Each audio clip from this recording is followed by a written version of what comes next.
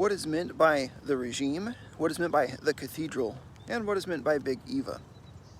Let's talk about it. 2022 is coming to a close, and if we were to look at what has happened in this year and also in the last 2 years before, there's been a major shift in, first of all, what the regime and the cathedral and Big Eva are trying to do to people. Due to the reporting of Megan Basham and others, especially the people that she relied on without citing, it's very clear that Big Eva, big evangelicalism, the evangelical influence industry, is cooperating closely with the NIH and with other government organizations. You also may have noticed that people that work for the federal government, such as Brian Otten, are also writing for Mere Orthodoxy, and they're also writing for the Gospel Coalition. You may have also noticed that foreign actors are donating money to Ligon Duncan's seminary. You may have noticed that there is a connection between groups that are teaching Christian ideas, purportedly, and groups that are not even Christian. There's a financial connection. You can dig and you can find, but we've known about this for years, at least the people that have been reading discernment blogs. But what has happened lately is it's become more open that there is a propaganda project going on. And when we speak of propaganda, I mean, there's different ideas for what that could mean. It could just mean advocating a specific viewpoint, propagating it, being an advocate, an intellectual activist. But propaganda has a negative connotation, and usually it's because it refers to the government subversively using media organizations. There's a term that I think is useful to understand. It comes from the dissident right and the neo-reactionary conservative movement. And they get some things right, and one of the things they get right is they speak of the cathedral.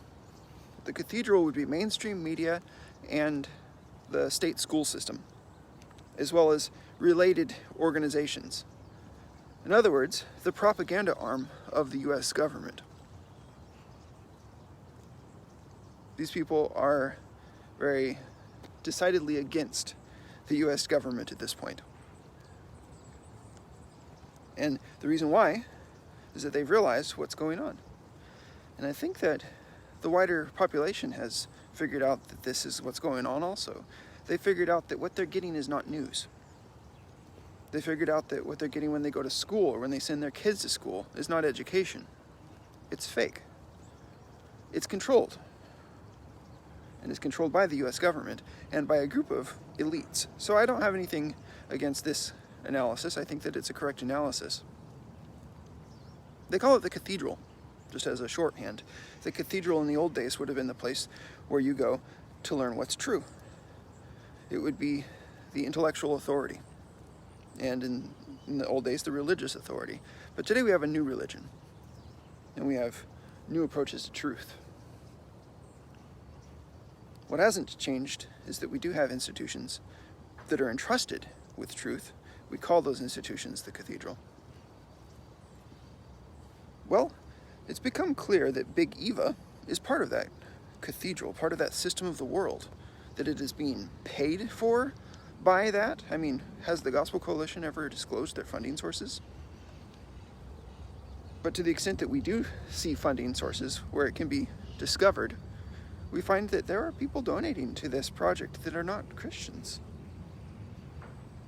And so it's no surprise that what is produced by the Gospel Coalition is not distinctly Christian. And in fact, it seems like it is dressed up in a clerical collar, but that it's actually an attempt at manipulating the masses. And it's become exposed more and more lately, to the point now where their credibility with mainstream church attenders is not what it used to be. Their credibility even with pastors, the pastors that had been outsourcing their intellectual activity to the Gospel Coalition, that had been treating the Gospel Coalition as if it was God's message to them to deliver to the people. even those dupes of pastors have begun to realize there's something not adding up here. You notice that Russell Moore had to leave the ERLC, the Ethics and Religious Liberties Commission, or something like that, of the Southern Baptist Convention. Now he works at Christianity Today, a much more fitting place for someone of his persuasion. So what does it say about the overall discourse that Russell Moore had to leave the ERLC? Or that Matt Hall left Southern Seminary, is teaching at Biola now, or on staff there or something. Okay, so then there's that, and then there's the Gospel Coalition is sort of a joke, a byword at this point, sort of become the relevant magazine of magazines. And then there's Together for the Gospel, which went out of business. So you look at all of these things all at once and you say, what is the big picture here? The big picture is that people have identified the truth about Big Eva, that it was simply a tool of the regime. I mean, not everybody that was involved in it knew that. But if you were somebody who was paying attention and had virtue, you wouldn't have been involved with it. Not for very long.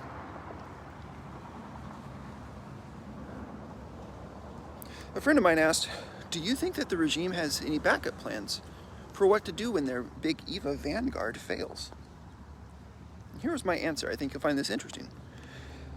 And it's a little bit of an extended answer. The regime has 1,000 backup plans and 1,000 means of applying them.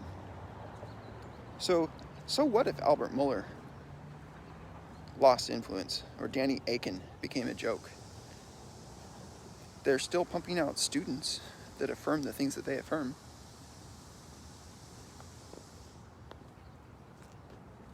Just because some group of conservative Christians have identified the truth doesn't mean that most people in the United States have identified the truth.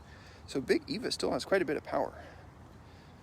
The job of taking them down is not accomplished. We have slowed their growth. We have slowed the rise of their influence, but it continues to rise. And the moment Albert Mueller retires, there will be another just like him or worse. So we need to finish the job. The regime has 1,000 backup plans and 1,000 means of applying them. And they have the budget because they control our tax dollars. We are their slaves. We will do no good politically unless we recognize this reality and we recognize the injustice of it. Look, without a rare work from God, it is going to be too late for the church to resist this regime and this cathedral with any kind of power within the generation that we are. Do you recognize how great the loss is? Do you recognize how great the cause of liberty and truth in this country has been set back by men like Albert Mueller and Danny Akin and Russell Moore, both of whom were platformed by Albert Mueller? You have to recognize where we are as a starting place for recognizing what it is that we can now do. And the regime has already neutralized a generation with the help of Big Eva. The solution is more distant than we would want to believe. At best, our kids are going to grow up and our kids are going to be the teachers of a different generation. And that generation is going to change the world. Our kids will be the parents of the generation that will change the world. What we do at ChristianIntellectual.com is not going to change the world in a significant way in this decade or the next. Even what a more successful and bigger project like Sovereign Nations from Michael O'Fallon, even that's not going to change the world in a significant way in the next decade. I don't think so. I think that he can change some things. He can cause there to be an increase in awareness about the dangers. He can cause there to be significant pushback in some ways. But the momentum is overwhelmingly toward totalitarian dictatorship, toward control of cognitive liberty. And that momentum is going to take a long time to stop. So here I'm talking about the momentum. Can we affect something? Yes, we can. But here is what we can affect. We are at the stage of teaching a remnant of sane people about that which is worth preserving. People don't even know what needs to be preserved and what's being taken from them. So if we can preserve a remnant, there will in the future be opportunities for them once we're gone. And not to be overdramatic, but these are the facts. This is how long it takes to do a march through the institutions. We saw it from the socialists. We're going to have to march right back. And it's going to take more than our lifetimes. Now, it is true, as Michael O'Fallon likes to say, that we must win. But I want you to frame winning accurately. We do not have to succeed in our generation at the total goal of reforming society. We do not have to, we cannot. And since we cannot, it would be silly to think that that should be the goal. We need to set the foundations. And part of the foundation is that we have to survive as a people who do not have the hearts of slaves. We must be the kind of people who push back against tyranny where we are able. That's the kind of victory that is possible to us. We push back against tyranny by telling people what's happening, by saying no, by showing up. And in my case, showing up on video, but yours may be showing up at a school board meeting or on a blog, or even among your own family and church, saying the line is here, do not cross it. Because if you cross that line, you cross me. Once you realize these truths, you're going to gain a sense of peace about what it is that God is and God is not calling you to do. And it's going to make your decisions about alliances a lot clearer. We do not make alliances with men who would be slave masters. Men like Timon Klein. Men like Stephen Wolfe. We don't even make alliances with men who would help such men, like the people at American Reformer, like the people in Canon Press, like Doug Wilson.